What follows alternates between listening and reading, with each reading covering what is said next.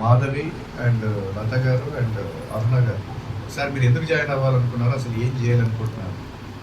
ఇక్కడ మోస్ట్లీ ఈ అమ్మాయి ఇప్పుడు డైలాగ్ చెప్తున్నారంటే జస్ట్ 2 days బ్యాక్ జాయిన్ అయ్యి 2 రోజులు అర్థమైందా? 2 days ఎందుకు నేను నిల్చోబెట్టినా? ఎందుకంటే ఈ రోజుకి ఫ్రీ అయిపోయినా. శ్రీనివాస్ రెడ్డి గారు బాగా చెప్తున్నారు, వెంకట్ బాగా ఎవరు చెప్పండి ఇక్కడ. కాకపోతే ఇక్కడ కావాల్సింది ఏంటంటే కాస్త సమయం కావాలి. సమయం ఇస్తే సమయం లేదు మిత్రమా అని అంటాడు, కానీ ఇక్కడ సమయం ఇవ్వండి మిత్రమా అని ఇక్కడ అంటాడు. సమయం లేకపోతే ఇక్కడ ఎవరు ఏం చేయలేదు. ఎందుకంటే నేను అన్ని విభాగాల్లో మిమ్మల్ని టేకప్ చేయాలి కదా. అన్ని విభాగాల్లో చూసిన తర్వాత మనం, అంటే మన ప్రపంచంలో ఎన్ని వింతలు చూసినా ఇంకొక వింత మిగిలిపోతూనే ఉన్నట్టు ఇక్కడ కూడా మనం ఎంత నేర్చుకున్నా ఇంకొక అంశం మిగిలిపోతూనే ఉంది. అది మేమే నేర్చుకుంటున్నాం అంటే మీరు ఇంకెంత నేర్చుకోవాలో అర్థం చేసుకోవాలి. అర్థమైందా? ఇప్పుడు చూసిరా బ్రష్ దోపుకునేటప్పుడు అన్నీ కూడా ఎట్లా చేసేడు, ఈజ్ ద ప్రాక్టీస్. అంటే మనిషి తల్లి గర్భంలో నుంచి బయటకు వచ్చిన తర్వాత నుంచి ఆ పసిపిల్లాడి ఆ బ్రీత్ నుంచి చివరి శ్వాస మన వయసు దాటి చచ్చిపోయే వరకు మన ప్రవర్తన ఎలా ఉంటుందో మనం అంతా కూడా తెలుసుకోవాలి. నేను మా అమ్మాయి పుట్టినప్పుడు సౌండ్ విన్నారు, మా తాతయ్య గారు చనిపోతున్నప్పుడు బ్రీత్ సౌండ్ కూడా విన్నారు. ఎందుకంటే మాకు అదృష్టమేమో, శివుడి ఆజ్ఞనేమో, ప్రతిదీ కూడా మేము నేర్చుకోవడం జరిగింది. మాకు ఎక్స్పీరియన్స్ కూడా అలా వచ్చింది. అర్థమైందా? కనుక ప్రతిదీ నాకు యాక్సిడెంట్ అయ్యింది, రకరకాల సమస్య, ఆల్మోస్ట్ 9 ఎమోషన్స్ నా లైఫ్లో టచ్ చేసేసాను నేను చాలాసార్లు. కాబట్టి నాకు ఇంత ఎక్స్పీరియన్స్ వచ్చిందేమో. ఆ ఎక్స్పీరియన్స్కి సినిమా ఇండస్ట్రీ తోడే వరకు అది ఇంకా అద్భుతంగా నాకు సపోర్టింగ్ చేస్తుంది. కాకపోతే మీకు ఇలాంటివి మేబీ జరుగుండకపోవచ్చు. కాకపోతే ఆ సందర్భాలను మనం క్యాచ్ చేసుకోవాలి. ఆ సందర్భాలను క్యాచ్ చేసుకుంటేనే మనకు ఈజీగా ఉంటుందన్నమాట. కాబట్టి ఆ విధంగా మనం అందరూ కూడా ప్రయాణం చేద్దాం. మాధవి, నీ ప్రయాణం ఎలా ఉంది?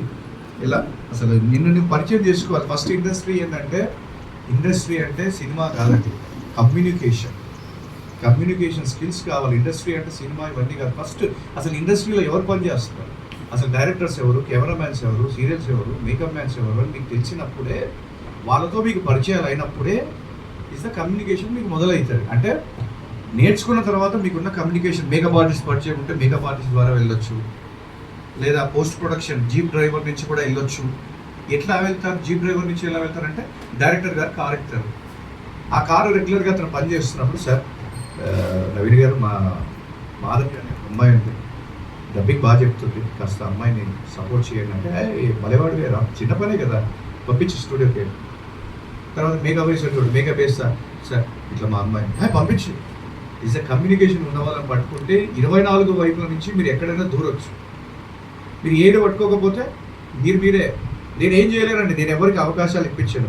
నాకు నా ఈవెంట్స్ కంప్లీట్ అవ్వాలి. నా ఫైనల్ టాస్క్ మీరు కంప్లీట్ చేసినప్పుడు ఎవరైనా కూడా ఏదైనా అడగండి. ఎందుకంటే మా గురువులు 2 సంవత్సరాల వరకు మాకు క్లారిటీ లేదు. పాస్ అయ్యి సర్టిఫికేషన్ చేతిలో పెట్టిన తర్వాత కూడా మాకు తెలియదు ఏం చేయాలి అనేది. ఆ తర్వాత మేము అయోమయంలో ఉన్నాం. తర్వాత మళ్ళీ వెళ్ళి మా గురువులను అడిగాం, సార్ ఏం చేయాలంటే, అప్పుడు నేను ఎందుకు ఎవ్వరు రాలేదు, నేను రిటర్న్ వెళ్ళా కాబట్టి నేను గెలిచాను. అక్కడ ఎప్పుడు కూడా గట్టించాడు, ఊర్లోకి వెళ్ళిపోయింది. విశాఖపట్నం నుంచి వచ్చారు, 2 years నేర్చుకున్నారు, అయిపోయినా కూడా విశాఖపట్నం వెళ్ళిపోయారు. కానీ నేను ఇక్కడే ఉన్నా, అందుకే ఇప్పటికీ ఇక్కడే ఉన్నా. కనుక మీరు అలా కనుక ట్రైన్ అవుతే, అలా చేయగలిగితే మీరు సక్సెస్ అవుతారు. కానీ నేను ఎవరి జీవితాలను నిర్దేశితం చేయలేను. Ultimate talent. మరి ఈ 10 రోజుల వర్క్షాప్ నుంచి శ్రీనివాస్ రెడ్డి గారు లేకుంటే మీకు ఈరోజు ఒక ఐడియా వచ్చేదా? డబ్బింగ్ మీరు చెప్పేవాళ్ళ, నువ్వు మాధురి, నువ్వు, మీరు ప్రతి ఒక్కరికి మరి ఏం తెలియదు. మరి ఈరోజు చెప్తున్నాను కాబట్టి సార్ ప్రయత్నం చేయాలి. ఇది చాలా తగ్గఫర్ చేయాలి. అర్థమవుతుందా? తగ్గఫర్ ప్రయత్నం చేయందే ఇక్కడ కాదు, లేకపోతే మనం ఫెయిల్యూర్ అయిపోతాం. నేను ప్రయత్నం చేస్తాను. 100కి 100 మార్కులు వచ్చిన వాళ్ళకి ప్రయత్నం చేస్తాను. అంటే రావని కాదు, ఒకరి ముందు ఒకరు వెనక. అర్థమైందా? కాబట్టి ఒకరు ముందట సాయి కుమార్ గారు ముందు వచ్చారండి, ఆయన సక్సెస్ అయ్యారు. ఒకరు వెనుక రవిశంకర్ గారు వెనుక వచ్చారు, మరి సక్సెస్ కాలేదా? ఇద్దరు ఈక్వల్గా ఉన్నారు. ఒకరు ముందు సాయి కుమార్ గారు సక్సెస్, ఒకరు వెనక రవిశంకర్ గారు సక్సెస్. మరి మీరు ఆలోచించుకోండి మీరే. కాబట్టి గట్టిగా ప్రయత్నిస్తే మనం ఏదైనా ట్రై చేయగలం. ఓకేనా? డౌట్లు వద్దు, ఇస్తా. ఏముంది డైలాగులు, ఈరోజు చదివిన డైలాగుల్లో కొత్త పదాలు ఏమన్నా ఉన్నాయా? మీరు విన్న ఈరోజు పదాల్లో ప్రతి పదం ప్రతి ఇంట్లో వినిండొచ్చు కదా. అదే పదాలను తీసుకొచ్చి సినిమా ఇండస్ట్రీలోకి షిఫ్ట్ చేస్తున్నారు. అదే మీరు నేర్చుకుంటున్న డబ్బింగ్ ఇండస్ట్రీ. ఏమన్నా కొత్త సంస్కృతం పదం ఉందా, కొన్ని ఇంగ్లీష్ పదం ఉందా, కొన్ని హిందీ పదం ఉందా? ఏది లేనప్పుడు తెలుగే కదా వాళ్ళు మాట్లాడుతుంది. మరి ఆ తెలుగును కూడా మనం సరిగ్గా మాట్లాడకపోతే ఏం మేడం ఏమంటారు చెప్పండి.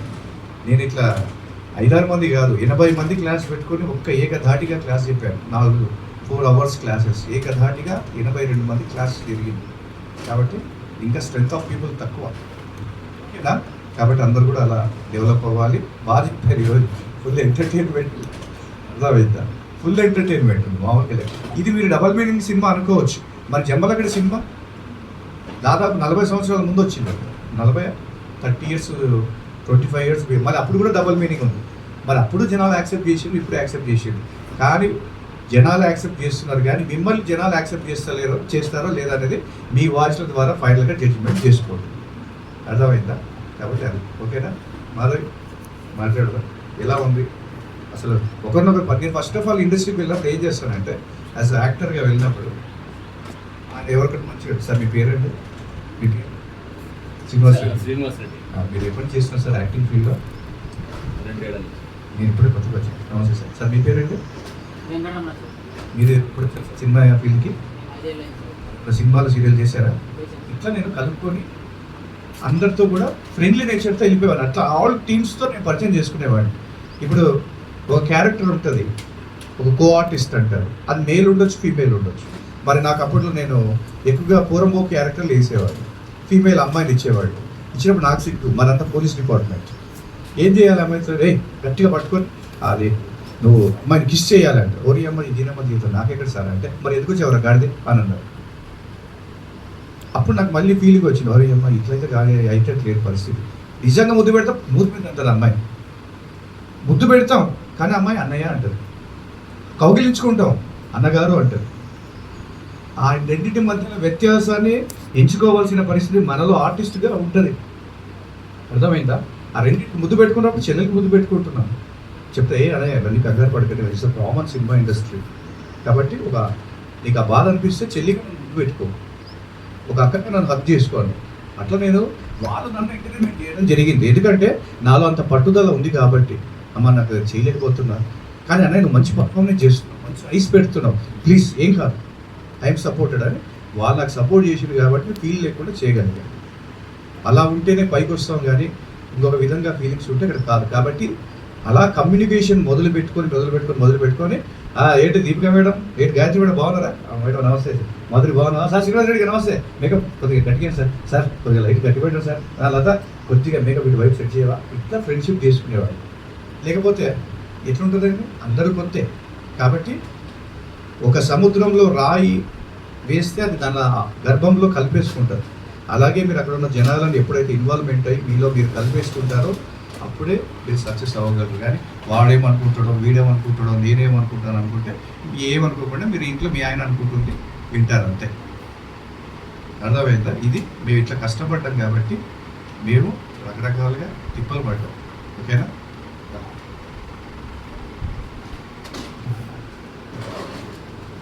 హాయ్ అండి, నా పేరు మాధవి. నేను విజయవాడ నుంచి వచ్చాను.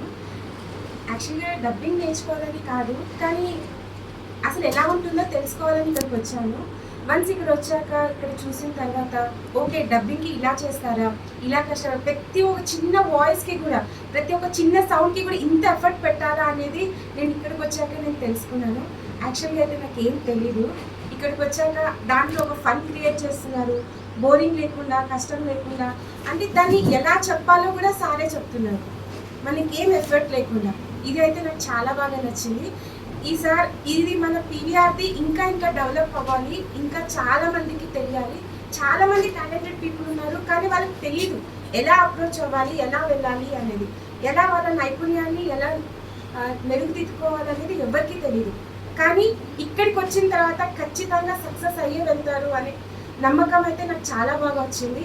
నేను ఖచ్చితంగా సపోర్ట్ చేస్తాను, నాకు వీలైనంత మందికి చెప్తూనే ఉంటాను.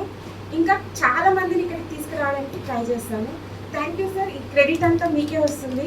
Thank you so much sir. ఇదంతా కూడా నాకు ఎంతో మంది గురువులు, ఏకలవ్య శిష్యులు నేను వాళ్ళందరూ కూడా. ఏకలవ్య శిష్యుని నిజంగా. ఎందుకంటే నేను దూరం నుంచి చూసి నేర్చుకున్న విద్యనే మీకు ఇంత అద్భుతంగా నేర్పిస్తున్నానంటే ఇంకా డైరెక్ట్గా నేర్చుకుంటే నేను అందరినీ ఏకలవ్య విద్యను నిజంగా. ఎందుకంటే సైరా నరసింహారెడ్డి సినిమాకి నేను డబ్బింగ్ వెళ్ళాను. అప్పుడు చిరంజీవి గారు అదే ప్రోమో కోసం పవన్ కళ్యాణ్ గారు, సురేందర్ రెడ్డి గారు వీళ్ళందరూ వచ్చారు. వచ్చినప్పుడు అందరూ కాసేపు అమ్మ ఒక హాఫ్ అన్ అవర్ బయట ఉండండి అని, లంచ్ చేసేయండి అన్నారు. నేనేంటంటే వాళ్ళు కూడా కరెక్ట్ లంచ్ టైంలో వచ్చారు. ఆర్టిస్టులు ఉన్నారండి, క్రౌడ్ తిరుగుతుంది, 50 మంది ఉన్నారు అని చెప్తే ఆ టైంలో నేనేం చేసినంటే చిరంజీవి గారు కదా, పవన్ కళ్యాణ్ గారు కదా, డైరెక్టర్ గారు కదా, సారీ పవన్ కళ్యాణ్తో చిరంజీవి చెప్పడం ఒక విచిత్రం అయితే తమ్ముడు కలిసి డైరెక్టర్కి ఎక్స్ప్లెయిన్ చేయడం అదొక విచిత్రం. అందరూ పోతున్నారు కానీ నేనేం చేస్తున్నా అక్కడ సిగరెట్ తాగుతున్నాను. నాకు బస్ వచ్చి అలవాటు, సిగరెట్ నన్ను కాపాడుతాను. కాపాడిన తర్వాత చిరంజీవి గారు సురేందర్ చాయ్ చెప్పమ్మా అన్నాడు. అవును సురేందర్ చాయ్ చెప్పారు. పవన్ కళ్యాణ్ స్టైల్ అంటే చిరంజీవి గారు మామూలుగా సురేందర్ చాయ్ చెప్పు, కాఫీ ప్లీజ్ అని. అది పవర్ అని ఇప్పుడు డైలాగ్ చూసుకో, ఇది కరెక్ట్గా నేను సింక్ చేయాలి అని అంటాడు. ఇదంతా కూడా పక్కన చూస్తున్నప్పుడు కాఫీ అన్నారు. ఈ ఆర్టిస్ట్ అడిగా కాఫీ, నేను కాఫీ తీసుకోండి, డీప్గా కాఫీ, మీరు కాఫీ అన్నారు. అది నాకు ఏటో బాబు అన్నారు.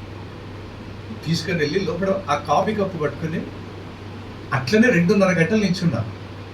నాకు అవకాశం వచ్చింది. ఆ కాఫీ పట్టుకొని అట్లనే చూస్తున్నారు. వాళ్ళు ఎట్లా చెప్తున్నారు, డబ్బింగ్ ఎట్లా చేస్తున్నారు ఏంటి అన్న తర్వాత చిరంజీవి గారు బయటకు వచ్చి బాగా అబ్జర్వేషన్ చేస్తున్నాం అన్నాడు.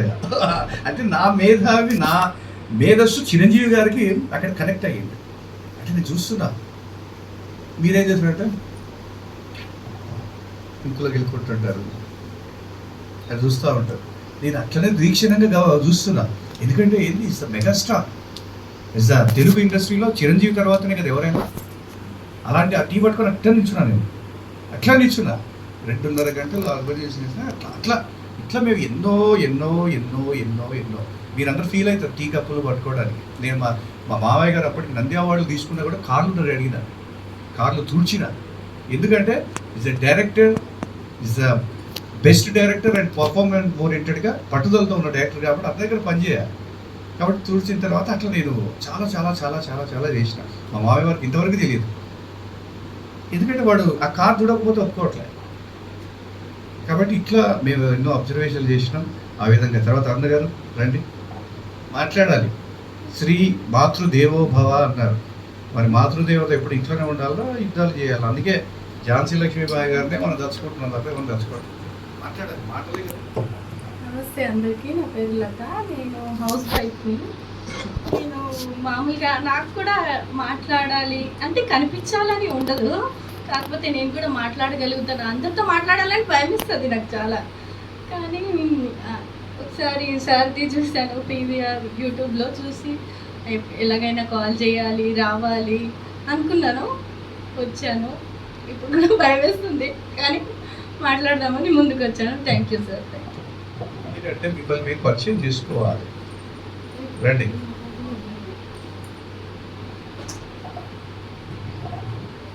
నమస్కారం అండి. నా పేరు అరుణ, నేను సాంస్క్రిట్ లెక్చరర్ని. నేను సాంస్క్రిట్లో కొన్ని స్టోరీస్ ఉంటాయి కదా, చిన్న పిల్లల స్టోరీస్. ఆ స్టోరీస్ ఎలా అంటే తెలుగులో ఎలా అయితే డబ్ చేస్తున్నారో ఆ విధంగా సాంస్క్రిట్లో చెప్పాలి అనేది ఒక చిన్న కోరిక. సరే ఇదైతే లత నా వెనకాల పడ్డది, వెళ్దాము మేడం, వెళ్దాం ఇట్లైనా చూద్దాము అంటే, సరే నాకు కూడా యూజ్ అవుతుందని వచ్చాను. మీకు ఇప్పుడు చిన్న స్టోరీస్ అంటే రేపు అదే పని చేద్దాం. స్టోరీ రీడింగ్స్ స్క్రిప్ట్లు మీకు పంపిస్తా, ప్రింట్ తీసుకొని ఒక్కొక్క పేపర్ చాలు. ఒకటే స్క్రిప్ట్, ఒక 10 రకాల స్క్రిప్ట్. ఎంతమంది ఉన్నారు టోటల్? ఎంతమంది ఉన్నారు? సరే నేను ఉన్నవి పంపిస్తా. సంస్కృతంలో రాసుకోవాల్సింది మీరే, మేము రాయలేదు. కాబట్టి మీరు 11:30కి వస్తే ఫస్ట్ స్క్రిప్ట్ రీడింగ్ ప్రాక్టీస్ ఉంటుంది, 12:30కి వస్తే విజువల్ ప్రాక్టీసే ఉంటుంది. నేను ఎక్కువ కూర్చొని క్లాసులు టైం వేస్ట్ చేయను. నాకు డైరెక్ట్ అటాక్ అయ్యి 2 రోజులకే డబ్బింగ్ చెప్తున్నట్టు మీరు అర్థం చేసుకోండి. మరి అదే 20 రోజులు ప్రాక్టీస్ అయితే, అదే 60 రోజులు ప్రాక్టీస్ అయితే, అదే 120 రోజులు ప్రాక్టీస్ అయితే, 121 తర్వాత ఏమవుతారు? 100% ఆర్టిస్టే అవుతారు. కనుక ఆ విధంగా ట్రై చేయండి. ఓకేనా? Thank you.